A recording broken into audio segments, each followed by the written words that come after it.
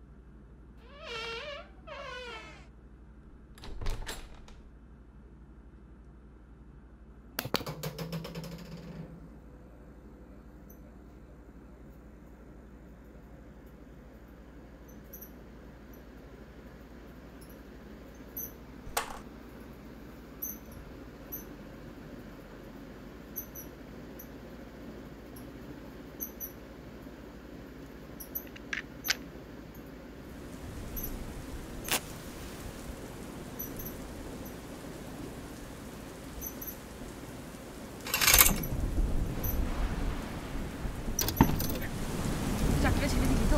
কতবার বললাম তোকে চাকরিটা না ছেড়ে। তুই তো কথাই শুনছিস না আমার। কথা শুনবো তোর? তুই তো চাকরিটা ছেড়ে দিলি। পোষাচ্ছিল ছিল না চাকরি। কি পোষাচ্ছিল না? টাকাটা তো আসছিল। টাকা দিয়ে কি সব হয়? হ্যাঁ সব হয়, এখনকার দিনে টাকা দিয়েই সব হয়। তুই কি বুঝিস না? তোকে কত শুনছিস না তো কথা। কি শুনবো আমি? তুই বল আমাকে, তুই কি শুনবো আমি? তুই বল। চাকরিটা আমার পোষাচ্ছিল না তাই আমি করিনি। কি পোষাচ্ছিল?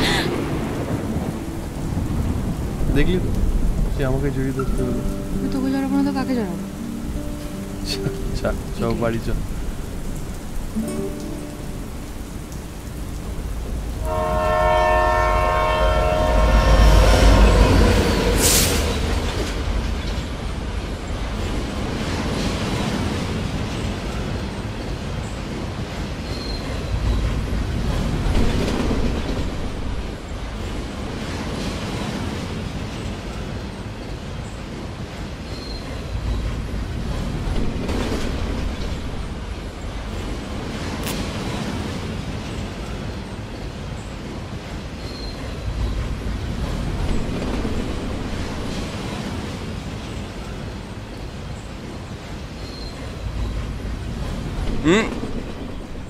আরেকটা ধরে নিলেই তো হয়।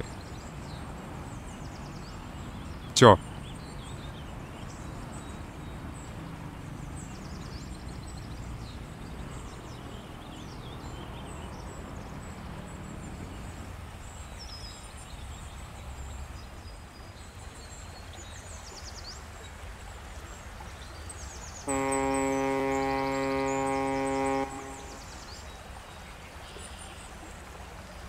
শোন না, তোকে বেশ সুন্দর লাগছে আজ।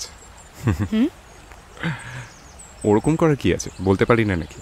না না বলতে পারিস, কিন্তু জেনারেলি তো বলিস না, তাই আর কি। আচ্ছা শোন, তোকে একটা কথা বলার ছিল। বলে ফেল। কথা না, মানে একটা প্রস্তাব দেওয়া ছিল আর কি।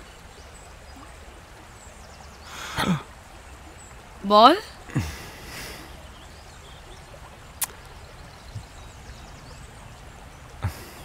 বিয়ে করবি আমায়?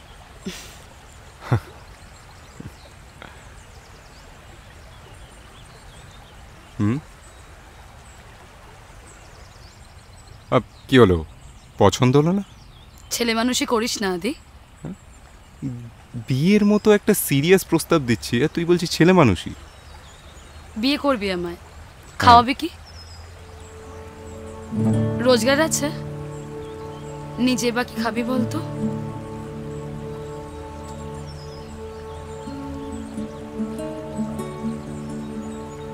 কি রে বল।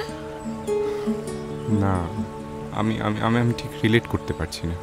এই তোর মধ্যে এই কাকিমা সত্তাটা হঠাৎ করে জেগে উঠলো কেন বলতো? না মানে আমরা তো কোনোদিনও এইসব নিয়ে ভাবিইনি। তুই ভাবিস নি আদি, কিন্তু আমি ভাবি, ভাবতে হয়। বাড়িতে কি বলবো? আর তাছাড়া কি? না বল বল বল, 16 কলা পূর্ণ কর। কি আমি হিন্দু, তুই মুসলিম, তাই তো? বেজাতের বেকার বয়ফ্রেন্ডের জন্য তুই বাড়ির লোকের সাথে ঝামেলা করতে পারবি না। ধরে নে তাই। তোর মতো একটা ইরেসপন্সিবল ছেলের সাথে কে ঘর করবে বলতো? আংটি এনেছিস, বিয়ের প্রস্তাব দিচ্ছিস, আংটির বক্সটা কোথায়? নেই তো? এর থেকে আর কি বেশি এক্সপ্লেন করব তোকে আমি বলতো? আর don't get me wrong, but কিছুদিন ধরে আমার মনে হচ্ছে যে আমাদের সম্পর্কটার কোনো ভবিষ্যৎ নেই।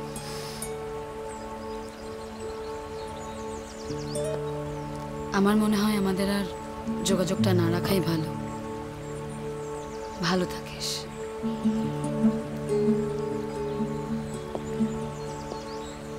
আর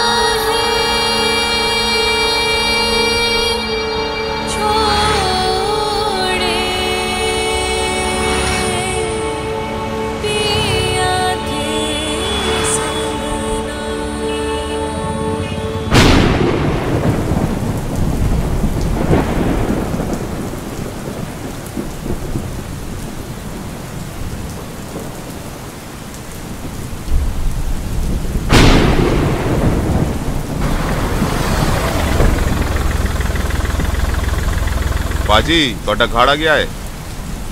बाजी घड़ आ गया जी आपका।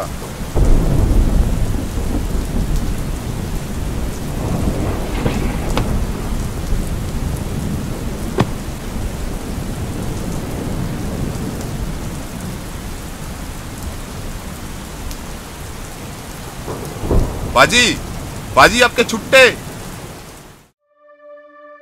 ওই যে ওই নবাবপুত্র এলেন দুনিয়া উদ্ধার করে।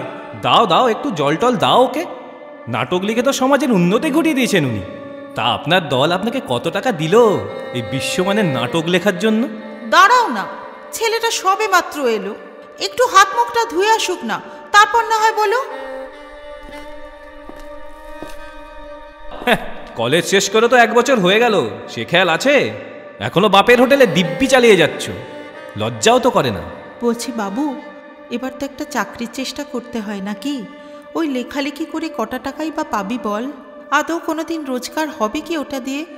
তাছাড়া বাবার আমার দুজনেরই বয়স হচ্ছে, বাবা আর কতদিন টানবে বল? টানতে না পারলে বলে দিও, বেরিয়ে যাও। থাবড়ে তোমার দাঁত ফেলে দেওয়া জানোয়ার ছেলে। মুখে বড় বড় বুলি ফুটেছে না? দুনিয়াটা তো দেখোনি, কে রাখবে তোমাকে? অকাল কুষ্মাণ্ড একটা, খালি দুবেলা খাবে আর গায়ে গতরে বাড়বে। ওকে বাবা, কোথায় যাচ্ছিস? বাড়া ভাত ছেড়ে উঠতে নেই। না মা, এরপরে বাড়িতে থাকতে আমার বিবেকে বাঁধবে। তুই মায়ের কথা একবারও ভাববি না? ওগো তুমি আটকাও ওকে। না, যাক যাক, দুদিন বাইরে থাকলেই বুঝতে পারবে জীবনটাও নাটকের মঞ্চ নয়। তখন বাপ বাপ বলে ফিরে আসবে।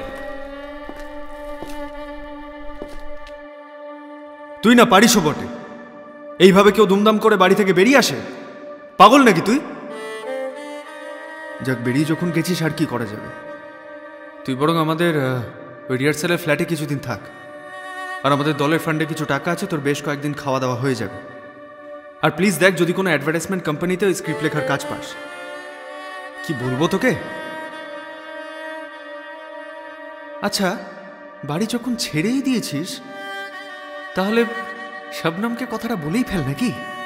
হ্যাঁ, বলে দে, মোক্ষম সময়।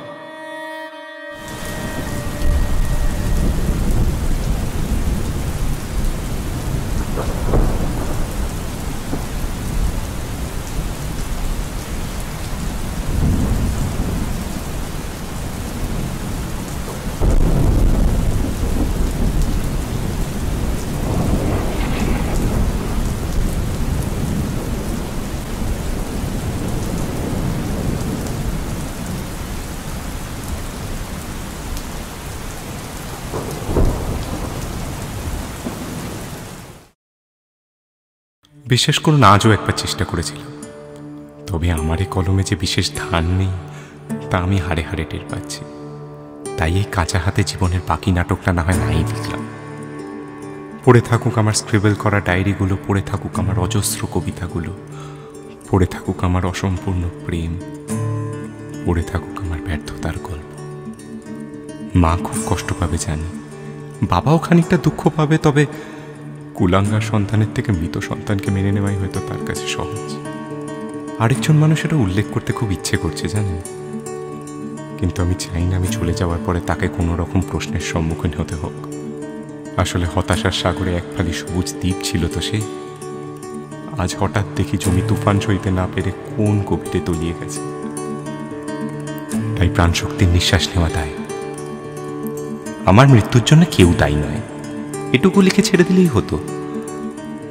কিন্তু এই স্বল্প আয়ুতে একমাত্র প্যাশন আমার এই খাতা ও কলম। তাই সাদা খাতায় কালির দাগ কাটার শব্দ, যে গন্ধ, সেটা বেশ দাঁড়িয়ে দাঁড়িয়ে উপভোগ করলাম শেষবারের জন্য। আসলে জীবনে লেখার চেয়ে না লেখাটাই তো হলো বেশি, তাই মায়া কাটাতে একটু কষ্ট হচ্ছে। এছাড়া কালকের সূর্য দেখতে যাওয়ার আমার আর কোনো ইচ্ছে নেই। না, এবার উঠি। এতে প্রেমিক নয়, সন্তান নয়, বন্ধু নয়, শুধুই লেখক আদিত্য ব্যানার্জি।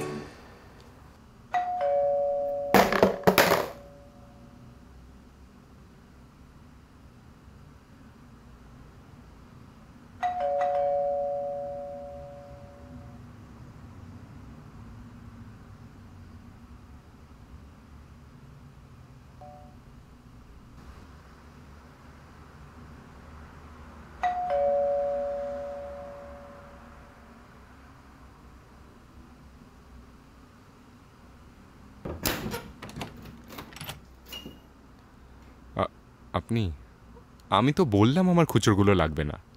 ओ नहीं पाजी, छुट्टे पैसे दी गल नहीं है पाजी। ओ तोड़ा एक टप्पड़ है गैसी मेरे टैक्सी विच। হ্যাঁ, এটা তো আমারই, তবে এভাবে আপনাকে আপনাকে কষ্ট করে এটা আনার কোনো দরকার ছিল না।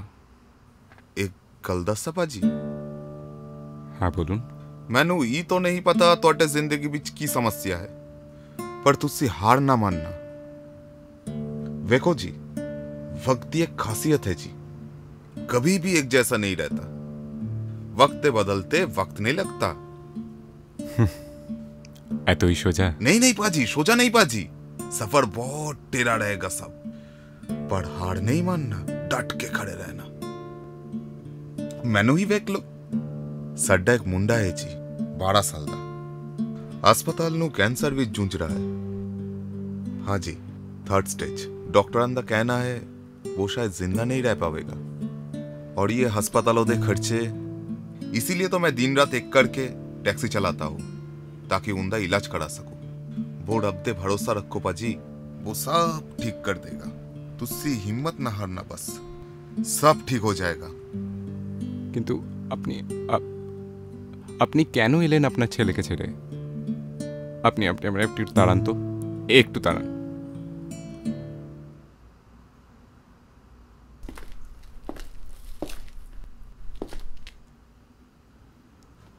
শুনুন না, আপনি এই টাকাটা, আরে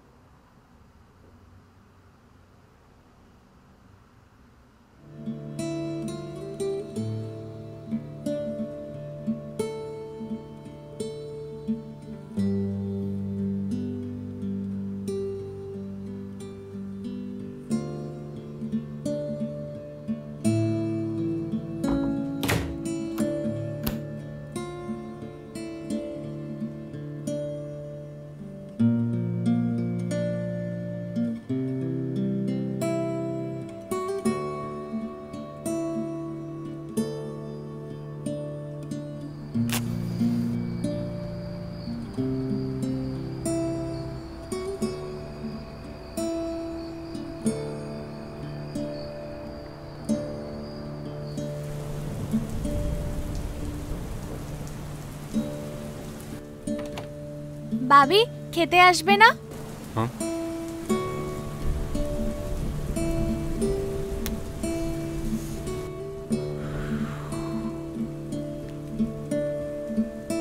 চলো তাহলে আমার মিষ্টিমা আজকে স্কুলে কি কি করলো? অনেক কিছু। অনেক কিছু। চলো তবে তোমায় আজ একটা নতুন গল্প বলি।